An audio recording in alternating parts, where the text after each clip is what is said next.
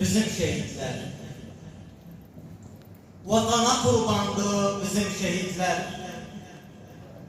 Döktüğüz savaşta hür temiz kanı, vatana verdiğiz mal eyle canı.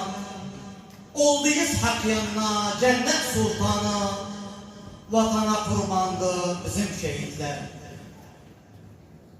Resmiyiz hayaldan bir dakika bitmez. Resmiyiz hayaldan bir dakika gitmez.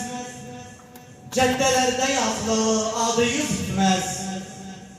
Ağlasak sizlere her lahza bitmez. Vatana kurbandı bizim şehitler. Bir şehit yatlasak derdimiz artar. Dünya kara bağlar gözler yaşatar.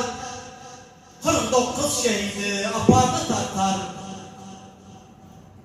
Vatana kurbandı bizim şehitler. Mekhulün dağında bir toy kurduyuz. Her gelen zalimin boynun vurduyuz. Vatanın önünde çıkıp durduyuz. Vatana kurbandı bizim şehitler. Hayif olsun mertler şehit düştüler. Hayif olsun mertler şehit düştüler. Bir kuş gibi kalkıp göğe uçtular. Dünyadan doymamış salıp köştüler. Vatana kurbandı bizim şehitler. Balalar soruyor hanı babamız? Balalar soruyor hanı babamız? Torpaktadır canlar duymuyor sadamız. Siz gidenden soylu düştü odamız. Vatana kurbandı bizim şehitler. Tarla oğlu diyer sen yaz kalemim. Tarla oğlu diyer sen yaz kalemim. Bir şehit yadlasam artar elemim.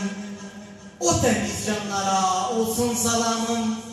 Vatana kurbandı bizim şehitler. Vatana kurbandı bizim şehitler baba bugün. Türkmen gariyet kanıdır. Trafarın canıdır.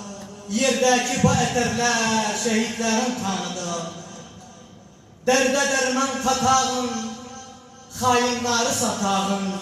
Şehitler kan verdiler çünkü rahat yatağın. Şehitler kan verdiler çünkü rahat yatağın. Sağ olun.